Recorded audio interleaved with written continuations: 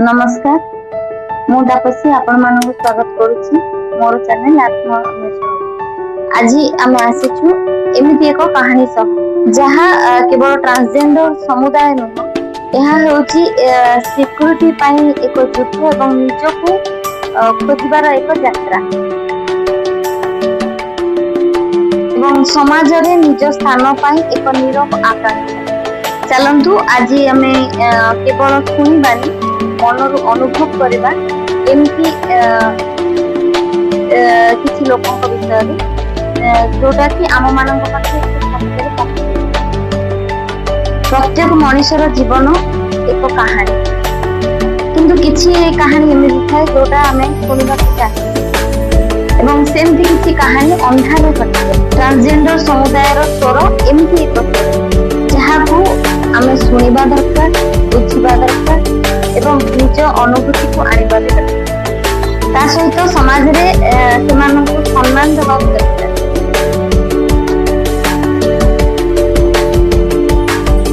आसंतु स्वागत करिबा हमर जने भणी की गुनगुन आपनको स्वागत।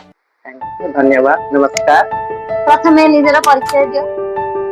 मोरा ना के थिला पी गणपतिर वर्तमान में अछि गुनगुन। तो वर्तमान आपनको गुनगुन ही डाकिबो। आज्ञा। अच्छा पी गणपति राव रु गुनगुन रो ट्रांसफॉर्मेशन रो जर्नी केमिति थिला? पी गणपति राव गुनगुन बहुत कष्ट थिला। से मजे दुख अछि सुख सब किछ अछि। से लाइफ का से पी गणपति राव लाइफ का अलगा आ गुनगुन लाइफ सेतरे मु पी गणपति राव रखली सेतरे बार बार आउ ता मो गां को जाय पर बोल बोल खाली हम समाज एते वर्तमान तक वर्क चालू ताले एते गुनगुन को फैमिली एक्सेप्ट करियो किंतु से समाज फैमिली एक्सेप्ट करना बहुत कष्ट करन बहुत कष्ट सेतरे माने मु ट्रेनिंग मिलार पी गणपति मिलार हर एक पचास लोग के इनकी कौन हो तो आउ कौन पे ड्रेस पिनतो कौन पे चूड़ी पिनतो कौन पे टिकली बहुत कुछ थिला से तो आंसर दे एक गुनगुन पदन एबे समझ एक्सेप्ट करछु फल में घर मिस्त्री रहू खुशी रहू। बापा मां अछि? बापा एबे रिसेंटली पळेले 3 मास चार मास बापा मां को पुओ झियोरे परिणत हेया केमिति एक्सेप्ट करथिले? एमिति एक्सेप्ट करथिले से माने जानि गले आ मो एमिति कोन पे कहू तापरे मो मोर गोटे दिन सांग ओरे था से छोटे बेले सांग ताको जणैनी एमिति से कथा मोर लोग बुझना साइंस एक्सेप्ट बहुत दूर करते मते आ कोन पे रोइले से मते बुझेला कि किते तो आगे पूरा बड़े ताके एक टाइम लागिबो मते से बुझे कोन मो करला को पत्र जाय कि मो करला बुझेला आ तारे से जन्म सब तो ताके करो जदी तो एक्सेप्ट न करिवो से किन्नर समाज रे पूरा मिसी गले आ घर से आसे पारी से बुझे ताको पारी ना काई कि मो करला को बुझे ये रिसेंटली मते सारी सबटा मां मो भाई तो बहुत यदि घरु परिवार रु एक्सेप्टेंस मिलिबो ताले कोन गोटे ट्रांसजेंडर निजर रिकॉग्निशन पाई कम्युनिटी सहित मिसला दरकार सेमिति आज्ञा आमे कहि परबे किते लोक अछंती सेमिति कम्युनिटी सेटर न मिसिक रहउछंती चाकरी करछंती मां बाप सेटर मिसिक रहउछंती सेमिति नाइ कि कम्युनिटी सेटर मिसिक रहिबा दरकार बोली मु कहय जाउची जदी तमे कम्युनिटी सेटर मिसिक रहिबो हल्ला मंद पे कोइ दिन तमको काम तो कम्युनिटी सेटर मिसिले कोन खराब कि तांके सेटर मिसिले किछ खराब नै तो आमर कल्चर कोन जानिया आमर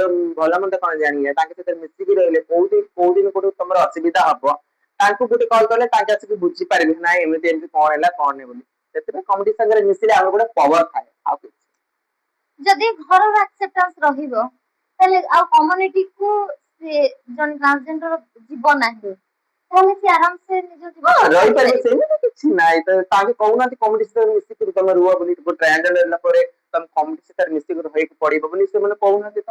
ତାହେଲେ କଣ ପ୍ରୋସେସ କଣ ଅଛି ଆପଣଙ୍କର ଟ୍ରାନ୍ସଜେଣ୍ଡର ହବା ପାଇଁ? ଗୋଟେ ନର୍ମାଲ ଯେତେବେଳେ ଆଇଡେଣ୍ଟିଫାଇ ଗୋଟେ ମଣିଷ ନିଜକୁ କରେ ତାପରେ କେମିତି ସେ କମ୍ୟୁନିଟିରେ ମିଶିଲେ ତାର କଣ କଣ ରିଚୁଆଲ୍ସ ଅଛି?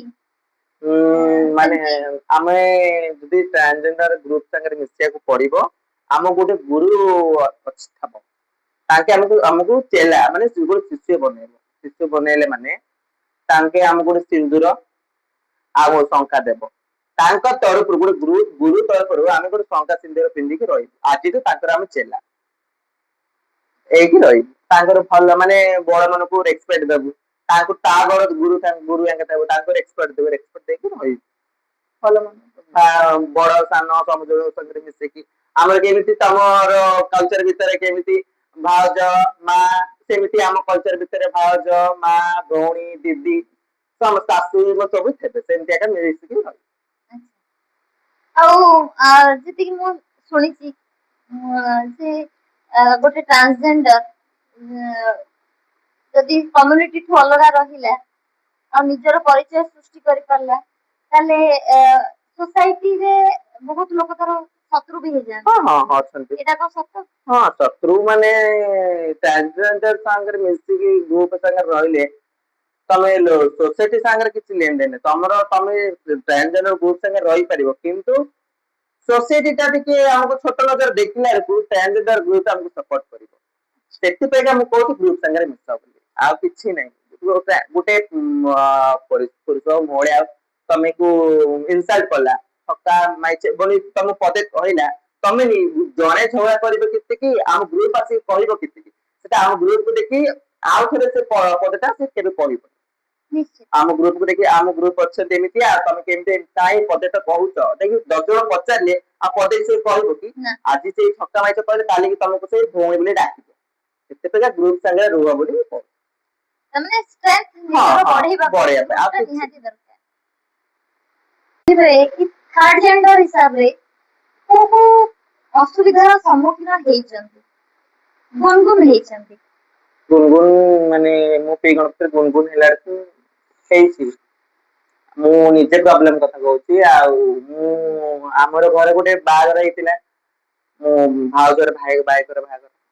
ମତେ କେତେ ରିକ୍ୱେଷ୍ଟ କଲା, ଡାକିଲା ଆସ ଯିବ ବୁଲିକି ଆସିବ।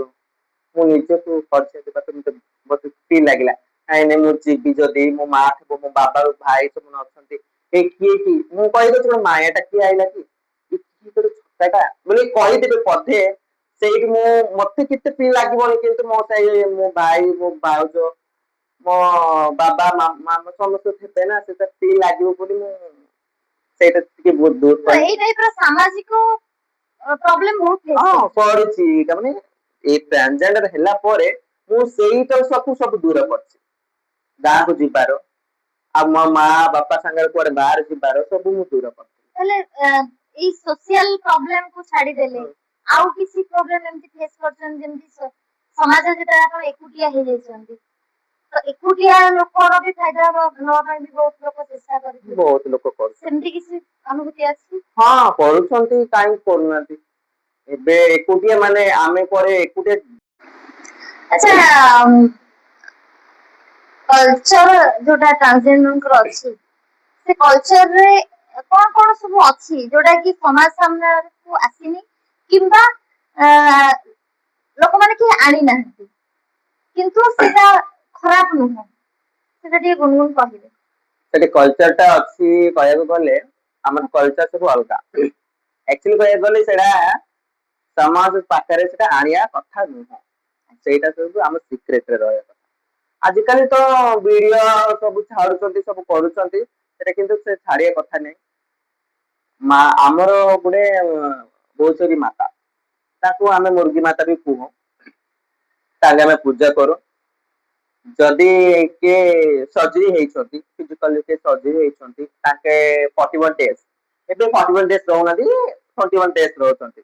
21 days ଗୋଟେ ରୁମରେ ରହିକି ସେ ମାଙ୍କର ନାଁ ଡାକିକି ତାଙ୍କର 11 ଦିନ ଗୋଟେ ପାଣି ଗାଧା ହବ, 21 ଦିନ ପାଣି କୋଉ ଦିନ ଗାଧା ହବ, ତାଙ୍କ ଗୁରୁମା କିଏ ଅଛନ୍ତି ତାଙ୍କୁ ବେକକୁ ମଙ୍ଗଳସୂତ୍ର ଦେବ, ଆଉ ମାଥରେ ସିନ୍ଦୁର ଦେବ, ଯଦି ତାକୁ ସେ କିଏ ଅପରେସନ ଟା ହେଇଛି ତା ମା ଭଳି ଗୋଟେ ଏ ନେବେ ମାନେ ଝିଅ ବନେଇବେ ତାକୁ ବାର କେମିତି ତମେ ଝିଅକୁ କେମିତି ବାର ଦିଅ ସେମିତି ଗୋଟେ ସେ ଟ୍ରାନ୍ସଜେଣ୍ଡର କୁ ବାର ଦିଅନ୍ତି ସବୁ କ୍ଷୀର କଳସ ଦିଅନ୍ତି ରାତି 12ଟା ପରେ ସେ ଭୁତୁରି ମାକୁ ପୂଜା କରନ୍ତି ସେଟା ପୂଜା କଲା ପରେ 21ଟା ଫଳ ଆଉ 21 ମିଠା ସବୁ 21ଟା ମାଙ୍କର ଭୋଗ ରାଗ କରିକି ସେ କ୍ଷୀର କଳସ ଟା ନେଇକି ମୁଣ୍ଡରେ ନେଇକି ସେ କଳସ ଟା ନେଇକି ନଦୀ ଭଅନ୍ତି ପାଣି ବିସର୍ଜନ ହବ। ବିସର୍ଜନ କରନ୍ତି ସେଇ ପୂଜା ସେ ଟ୍ରାନ୍ସଜେଣ୍ଡର ମାନେ ପୁରା ଭାବରେ ସେ ଫିଜିକାଲ ହେଲା ପରେ ସେଟା କରନ୍ତି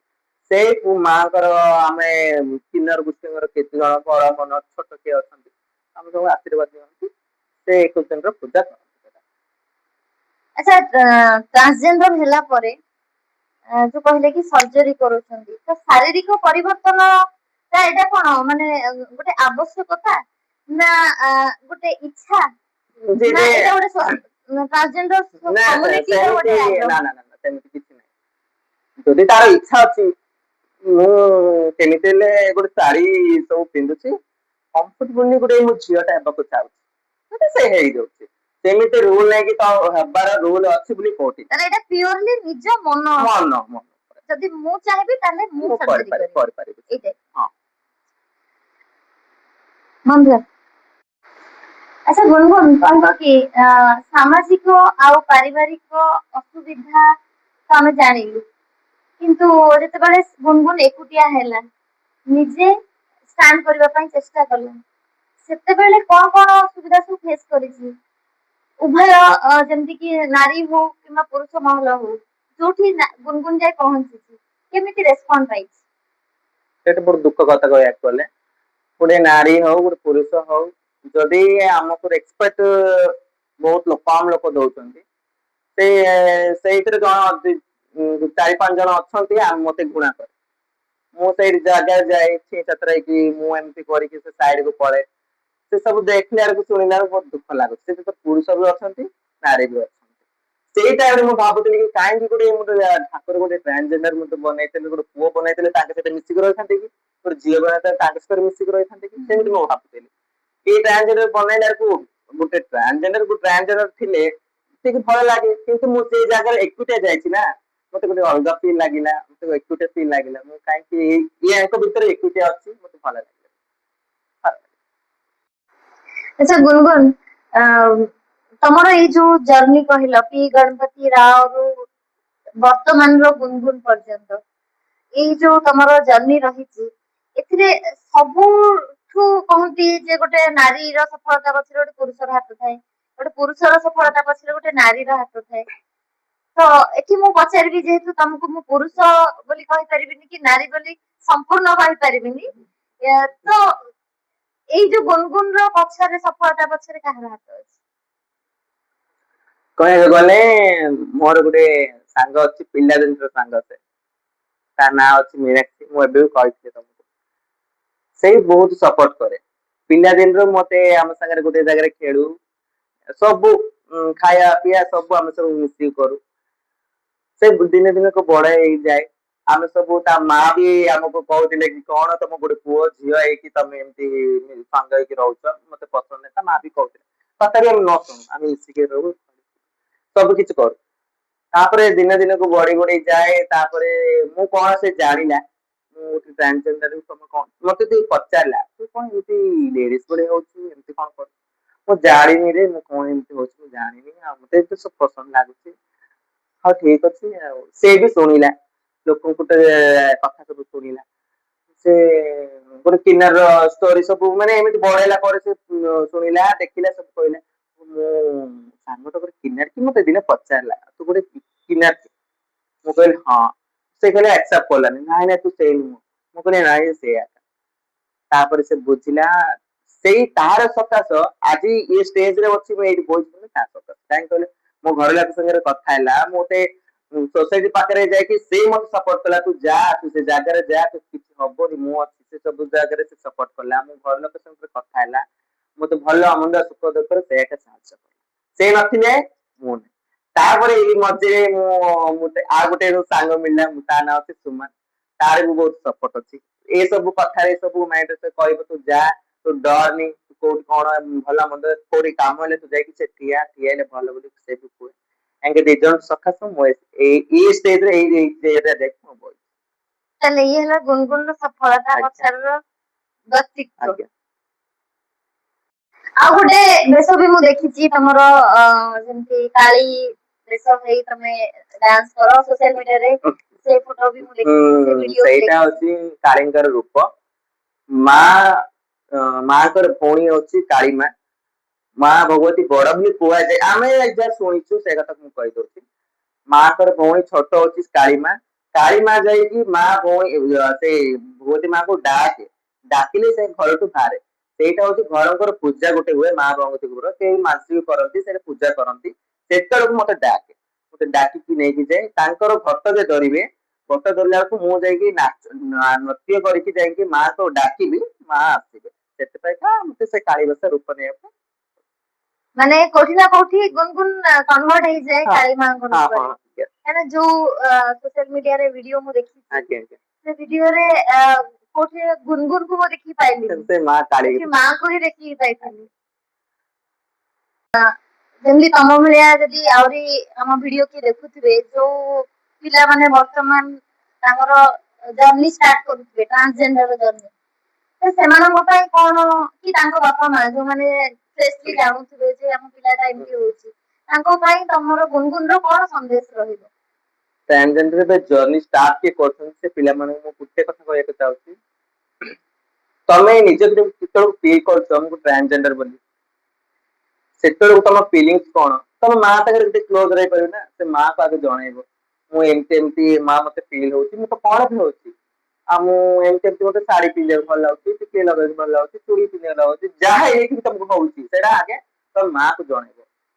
ତ ମାକୁ ଜଣେଇଲା ପରେ ସେ ଯଦି ମା ବୁଝି ପାରିଲାନି, ତମେ ତମ ସାଙ୍ଗ ମାନଙ୍କୁ କାହାକୁ ତମେ ଜଣେଇ ପାରିବ। ଯଦି ତମ ମାକୁ ଜଣେଇଲେ ତ ମା ବୁଝିଗଲେ, ତମେ ସେଇ କାମ ସେଇ ଯଦି ତମକୁ କୋଉଟା ପସନ୍ଦ ଅଛି ତ ମା କେ ନିଜେ ଯଦି ଭଲ, ମା ବାପାଙ୍କୁ ଗୋଟେ କଥା କହିବାକୁ କହୁଛି, ଯଦି ତମ ପିଲାମାନେ ସେ କଥା କହୁଛନ୍ତି ତମେ ଆକ୍ସେପ୍ଟ କରନ୍ତୁ, ଟିକେ ଦୁଃଖ ଟିକେ ଲାଗିବ କିନ୍ତୁ ଆକ୍ସେପ୍ଟ କରନ୍ତୁ, କିନ୍ତୁ କାହିଁକି କହିଲ ଏ ଯଦି ତମେ ଆକ୍ସେପ୍ଟ ନ କରିବ, ଏଇ ପିଲାମାନେ ତମ ଘର ଛାଡିକି ଗ୍ରୁପ ସାଙ୍ଗରେ ମିଶିବାକୁ ବାଧ୍ୟ।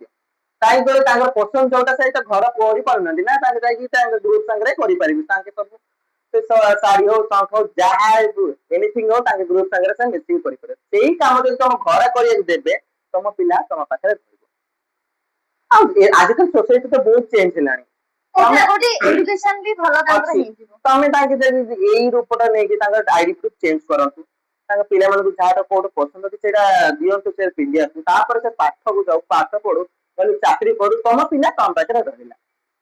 ମୁଁ ସେଇ କଥା କହିବାକୁ ଚାହୁଁଛି, ଯଦି ତମ ଫିଲିଙ୍ଗସ ଟା ତମ ମା ବାପାକୁ କୁହନ୍ତୁ, ତ ମା ବାପା ବୁଝିଗଲେ ଭଲ କଥା, ନ ଯଦି ବୁଝି ପାରିଲେନି ତମ ସାଙ୍ଗ ମାନଙ୍କୁ ଜଣାନ୍ତୁ, ସାଙ୍ଗ ମାନେ ଆସିକି ତମେ ମା ସାଙ୍ଗରେ ବାପା ସାଙ୍ଗରେ କଥା ହେବେ, ଯଦି ତମେ ବୁଝିଗଲେ ତମ ପିଲା ତମ ପାଖରେ ରହିବ, ସେଇ କଥା ମୁଁ କହିବି।